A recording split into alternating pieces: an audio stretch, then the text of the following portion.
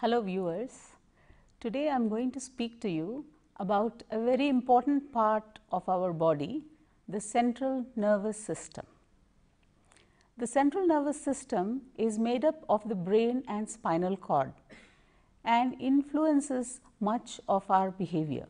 So, today I will take you on a journey through this important, very complex organ known as the brain and also the spinal cord.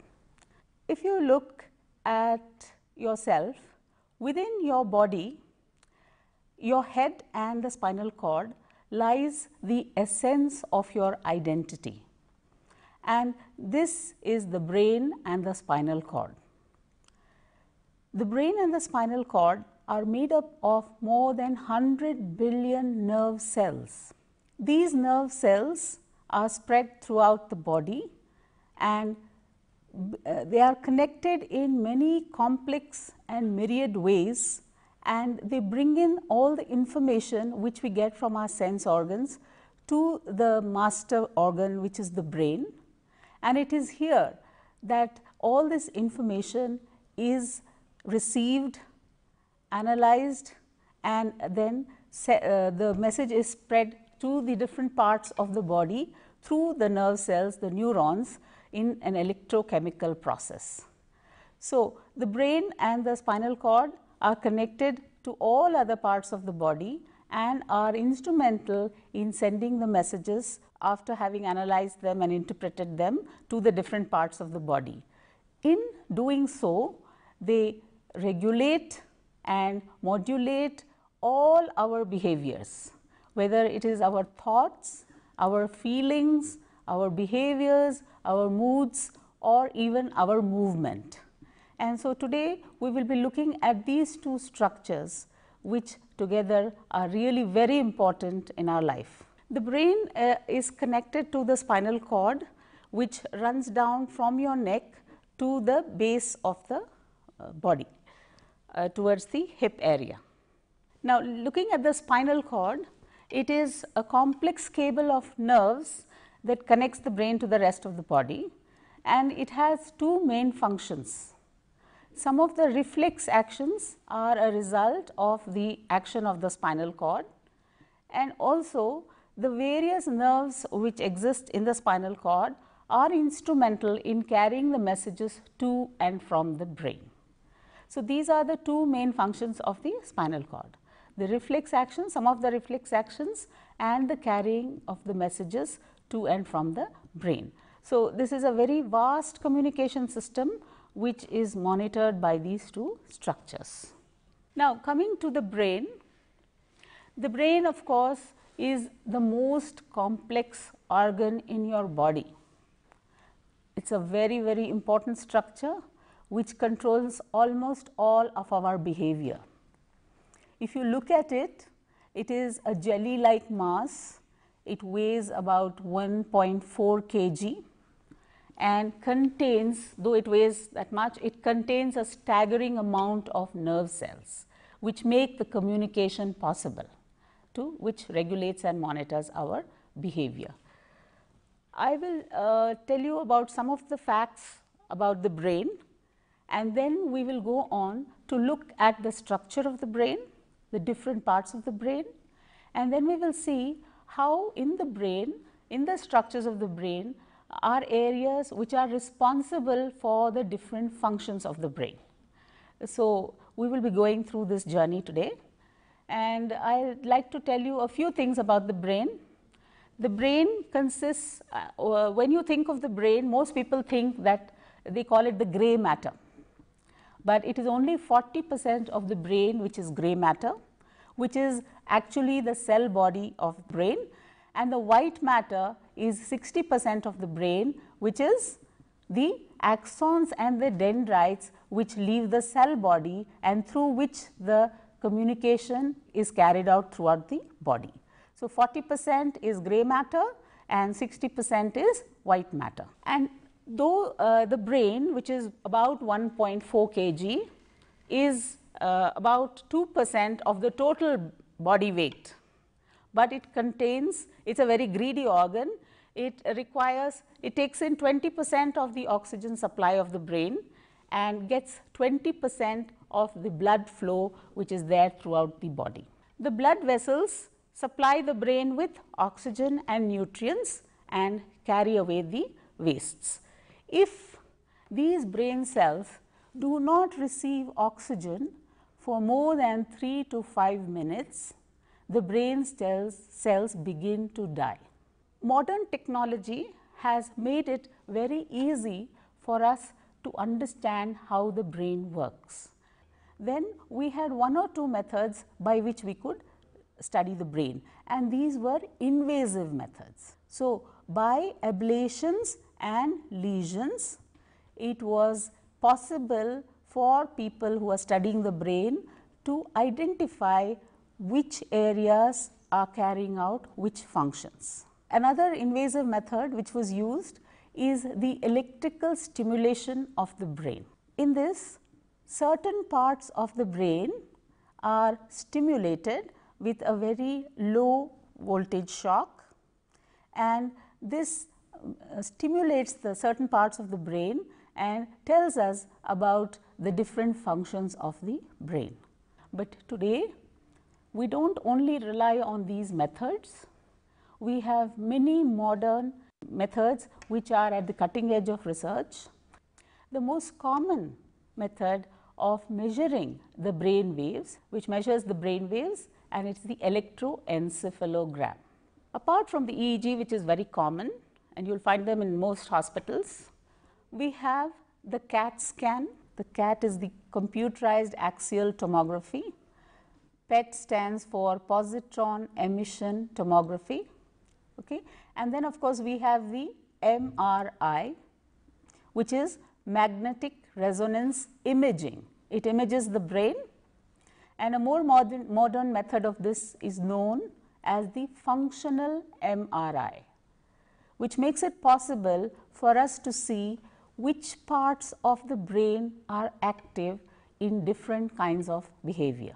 And a very new method is known as the SQUID, which is a very complex method, but is being used in some of the areas. I would just like to tell you a little bit about how our brain develops. The brain starts developing right in the prenatal period. It starts from a tubular structure and grows into the large brain which we know of, which has all the different parts. Now, in the womb, in the prenatal period, genes are largely responsible for determining how the brain is growing. The brain does not stop growing as soon as you are born. It continues to grow rapidly for the first 3 years of your life, and then of course, it goes into a period of consolidation, and the brain usually has periods of bursts of growth followed by a period of consolidation. Now, what happens in the consolidation period is that some pruning is carried out to remove the excess brain cells, and then again you may have a rapid burst of growth. Now, this rapid bursts are usually in the first 3 years of life, and the final burst is in the years of young adulthood. But now we know through new research that the brain continues to develop new brain cells, and this process is throughout our lives, and this process is known as neurogenesis. How your brain ages is also determined partly by your genes, but largely by your lifestyle. Now, let us look at the brain structure. The brain has many structures embedded within its within the skull, in the brain, and the brain is located inside your skull, and the skull is a very hard structure, and it protects the brain from not only from any movement or jerks or hits or being crushed, and also from diseases. Inside below these this skull are 3 membranes known as meninges. Is a space which is filled with fluid which not only keeps the brain buoyant, okay, but it also protects it from external agents. Now, another way in which the brain is protected is known as the blood-brain barrier. This barrier prevents most of the molecules coming into the central nervous system, but there are certain drugs which influence our brain and which are able to cross this blood-brain barrier. Now, we will look at the structure of the brain. We can look at the brain as a whole, and the larger components of the brain can be broken down into the smaller parts till we go right down to the nuts and bolts, which is the neuron. If you look at the structure of the human brain, it is broadly divided into 3 areas: the hindbrain, the midbrain, and the forebrain. Each of these areas consists of different structures, and we will be looking at them in detail. Looking at the hindbrain, which is the lower part of the brain, we have 3 important structures: the pons, the cerebellum, and the medulla. The pons is involved in consciousness. The cerebellum is a very important structure and resembles a cauliflower, and the medulla is like a stem and is like relays information and is also involved in certain other functions of the brain. Sitting on top of the hindbrain is the midbrain, which consists of the reticular formation. This formation, which has many small structures, is implicated in speech and in auditory and visual processing. Then we come to the most important structure or the area of the brain, specially of interest to the psychologists, and that is the forebrain. The forebrain consists of many structures. The main structures in the forebrain are the thalamus, the hypothalamus, the limbic system, the basal ganglia, and the cerebral cortex. The thalamus is the main structure which communicates between the rest of the body and sends all the information to the higher centers in the brain. Below the thalamus lies the hypothalamus. This structure has close connection with the pituitary gland and is very much involved in the running of the endocrine system. It controls temperature, hunger, and thirst. The limbic system also consists of many structures such as the hippocampus and the amygdala and several other smaller structures, and are said to be the seat of emotion. I will look at a little more in detail. The basal ganglia is involved in motor movement. The most important of the structures of the forebrain is the cortex. The cerebral cortex, as the name suggests, is like a covering, and it is the most recent addition to the human brain in terms of evolution, and that is why it is also known as the neocortex. When you look at the brain and you see the top of the brain, which is a convoluted structure, meaning it has several ups and downs, and what we call in technical terms, it has several fissures and valleys and ridges. These have different names, like the fissures, the sulci, and the gyri. The gyri are the valleys, peaks between the fissures.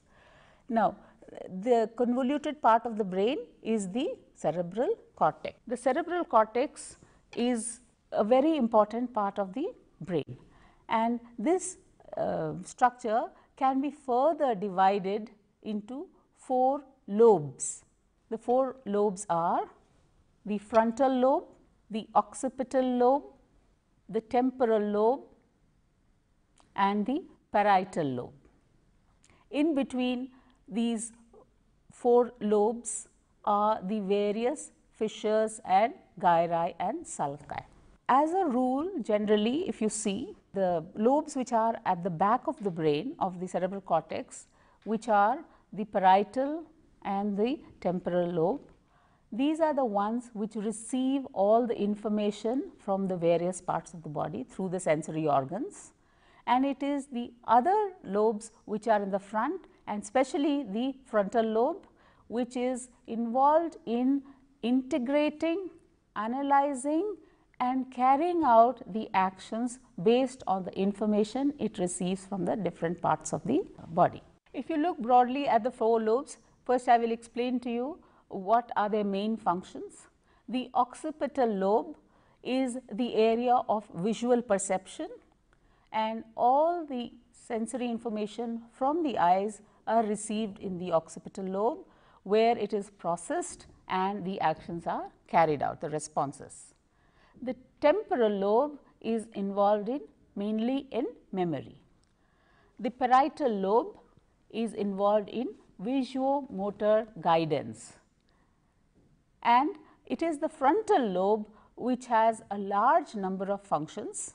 It is the area of the brain which is involved in planning, decision making, troubleshooting, that is problem solving, involved when you are experiencing novel situations, dangerous situations, overcoming habitual responses and temptation.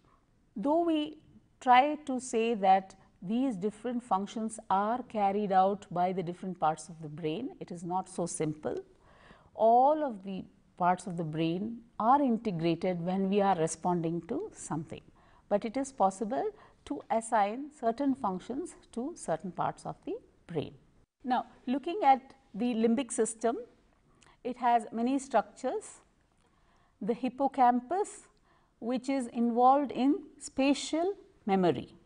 Then we have another structure in the limbic system, which is the amygdala, and this is involved in fear reactions and in emotion, and this is supposed to be the seat of emotion. Whenever you are experiencing any particular emotion, the shortcut in the brain is it goes to the amygdala first, and then it reaches the other parts of the brain where further analysis is carried out. So, when you experience a gut feeling, it is what you are experiencing through the amygdala. Limbic system regulates all kinds of motivated behavior as well as emotional behavior, whether it is eating, drinking, anger, anxiety or any other kind of motivated behaviors. I also want to speak to you about certain other brain structures which are important.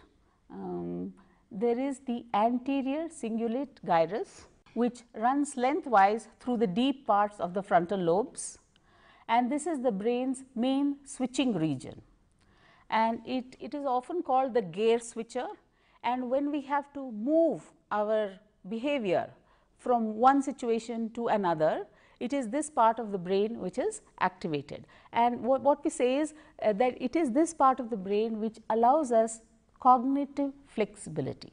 That means flexibility in our thinking, in our actions and in what we do. The cerebellum is in the hindbrain, but it is a very important structure because it contains 50% of the brain's neurons, and these neurons are involved in motor coordination, posture and how we walk, and also they are involved in the processing speed, in how fast we can think. Now, you have a fair idea of the different structures which make up the brain. There are more than 50 structures, and I gave you an insight into the hindbrain, the midbrain and the forebrain. Now, if you look at the cerebral cortex which covers the brain, it is made up of 2 hemispheres, and it is connected together by a band of fibers which is called the corpus callosum, and which allows communication between the two hemispheres of the brain. The two hemispheres are not identical mirror images, there is a slight asymmetry, and that is why it has given rise to the notion of the left brain and the right brain. Of course, I would like to mention here that the left part of the brain controls the right part of all the messages from the right part of our body go to the left side of the brain, and information from the left side of the body go to the right side of the brain. Now, this concept of left and right brain is still being researched, but many people believe that the left brain is the center for language functions and is supposed to be more creative and flexible, whereas the right brain is the seat for logic. And they also believe that the right brain is dominant over the left brain. Assigning of different functions to the left brain and the right brain is known as lateralization of brain function.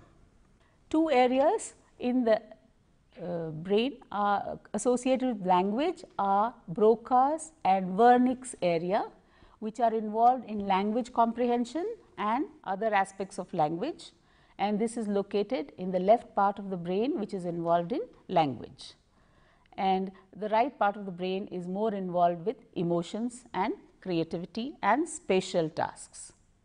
Though I said that different parts of the brain have different functions, I would again like to emphasize that for the convenience of dividing these functions, we can say that, but whenever we are carrying out any behavior, many parts of the brain are involved in a coordinated fashion to bring about our behavior. One of the most common problems is, which affects mostly old people, is known as Alzheimer's disease, in which it is a degenerative disease. As you grow older, the brain cells do not have the capacity to regenerate, and the first thing to be affected in Alzheimer's is the memory, which is later followed by other changes in the personality. Another disorder, many of the mental disorders in fact, such as schizophrenia, depression, bipolar disorders, phobic disorders and sleep disorders are due to some biochemistry or problem or something wrong in the brain. Either it is levels of neurotransmitters or some damage to different parts of the brain which can cause these mental disorders. Attention deficit disorder, which affects young children, is also due to, one of the reasons for that is brain pathology, and also some of the learning disabilities such as dyslexia, dysgraphia, dyscalculia, which occurs in children with normal intelligence, but because of some aspect of the brain pathology are not able to keep up with a normal teaching and learning process. This also is due to brain pathology. Then of course, we have stroke and traumatic brain injury. Stroke is when there is insufficient supply of oxygen to the brain, and traumatic brain injury is when you hit your head against something hard or you receive a jolt to the body. The brain, which is inside the skull, is well protected, but it is shaken up so much that some parts of the brain get damaged. So, these are some of the aspects of brain pathology. These are some of the common problems which we have with the brain. How can we protect our brain and keep it healthy? That's a very good question. It's very important to protect the brain. First of all, to respect the brain and know how important it is for us. So, you need to protect it from several things. You need to protect it from physical stress, from emotional stress, from sleep deprivation and from toxic substances. And also there are some other things which you can do to keep your brain in optimal condition. One very important thing is eating right. You are what you eat, and therefore, it is important to eat the right kind of foods, and a balanced diet is essential. Physical exercise is something which really helps the brain, and opens up all the nerve cells and makes it more receptive. So, if you have an exam the next day, I would suggest you do some physical exercise which make you more receptive to take in the information. Listening to music, dancing, playing an instrument, or all these things help the brain to keep healthy. You should also know ways of soothing the brain. You can do that by meditation, by listening to your mind and body, biofeedback, and by laughing on a daily basis. Laughter is important to calm and soothe the brain, and there are several other ways in which you can help the brain to remain calm and not fall prey to stress. Keep the brain healthy by indulging in mental exercise apart from physical exercise. So, you can learn a new language, you can learn a new instrument, how to play a new instrument, you can find out about new things and do crosswords and do all these things which will keep your mind, brain active. I have now given you a fair idea of the brain and the spinal cord, which together make up the central nervous system, and no computer can equal the human brain. I hope you have understood now at least about how the brain functions, because a better understanding of the brain function will help us to lead a better life, will help us to know that we need to protect our brain, to respect our brain, and to not do anything which will harm the brain, because it is a very, very vital organ as far as human behavior is concerned.